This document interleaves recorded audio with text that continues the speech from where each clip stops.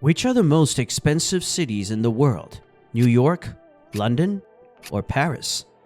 Well, when you sort cities by their cost of living index, New York is at 10th, London is at 40th, and Paris is at 99th. But what the hell is cost of living index? It is the minimum cost of achieving a certain standard of living during a given period of time divided by the minimum cost of achieving the same standard of living during a base period. It is a relative term. The cost of living index of New York is taken as a base, and every other city are ranked by its comparison. So New York's cost of living index is 100, and it's at the 10th position. Then which cities have a higher cost of living index than New York City? Well, here they are. Notice something? 1, 2, 3, 4, 5, and 6. Yes, 6 cities are from Switzerland.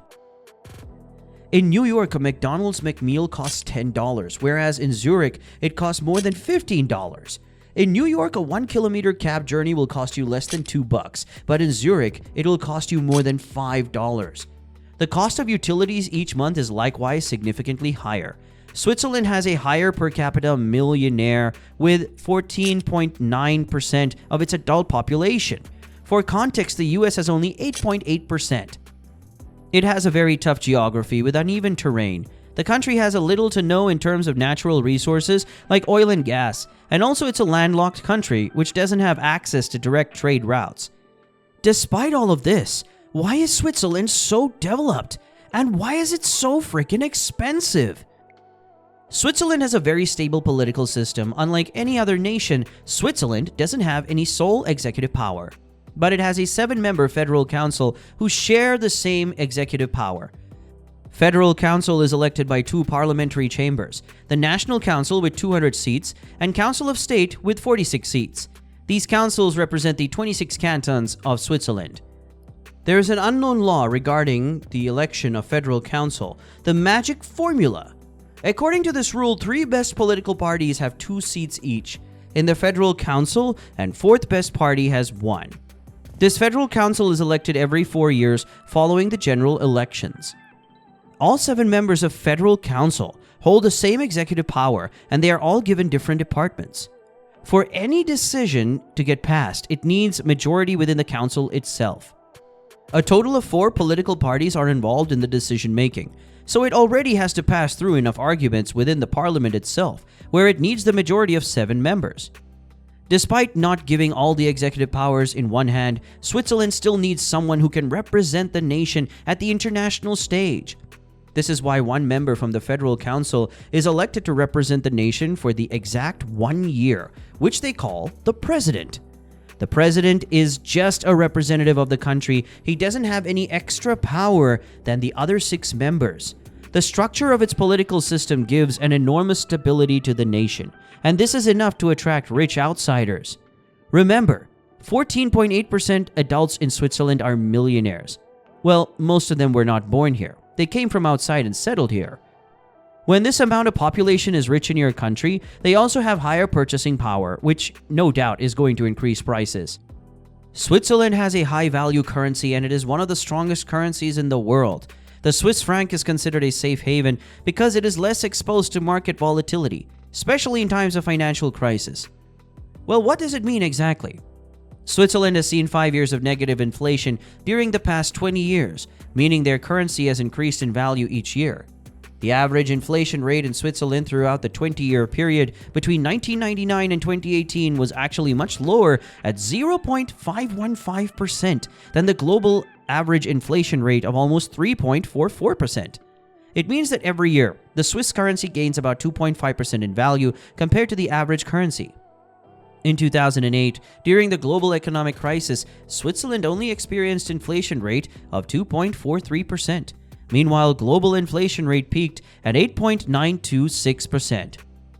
This much of high-valued and stable currency is a great option for investing your hard-earned money. Or not so hard-earned money, too. This leads us to Swiss banks. When you heard the word Swiss banks, what comes to your mind? A high-security bank network? Higher interest rates? Or a great ROI? Well, one part of it is a myth: the higher interest rates. There are some cases where Swiss banks charge you for keeping your money, making it the negative interest rate. But then, why are Swiss banks often referred to as tax havens when there is average zero interest rate? Well, there is another thing that these banks do offer, a higher ROI or return on investment. But again, how with an average zero interest rate? Well, the answer of it lies in Switzerland's stable and high-valued currency, with its little to no inflation in context of the outside world.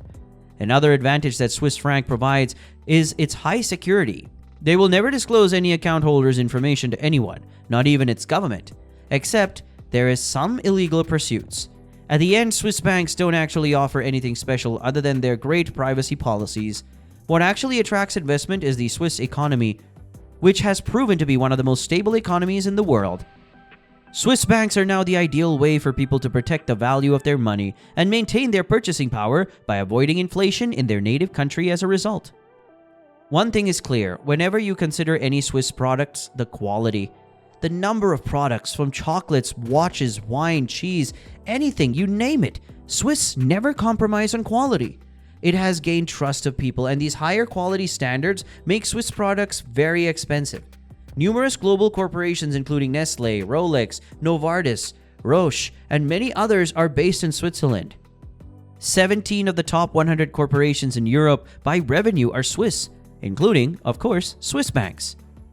The Swiss prefer to maintain a neutral stance and avoid conflicts at all costs. Switzerland does not take sides, does not send troops to fight in other people's wars, rarely joins alliances. It is not a member of the EU or NATO, and was the last country to join the United Nations in 2003. Simply, just leave us alone, is the Swiss stance. When Europe was tearing itself apart in world wars, it was the only country that didn't participate in them. Being neutral at the time was difficult because Italy was already an Axis power in the south and the Nazis had already taken control of the north. However, Switzerland managed to maintain its neutrality with the aid of mountains, gorgeous technical exploits, and explosives along the border. This was a pivotal time in Switzerland's history because while the rest of Europe was rebuilding following the devastation of World War II, Switzerland concentrated to make itself better. In the case of extreme conflict in the future, Switzerland will be able to both remain neutral and save its citizens because of the bunkers that were constructed during previous wars. These bunkers can accommodate 115% of the country's population. So there you have it, a stable political system, banking structure, and a high-valued currency focused on quality products, and being neutral in conflicts have shaped Switzerland like this. Other factors include their healthcare system, transportation, higher living standards, and of course, the Glacier Express in addition to these, which both make Switzerland so livable, and also it comes with a price.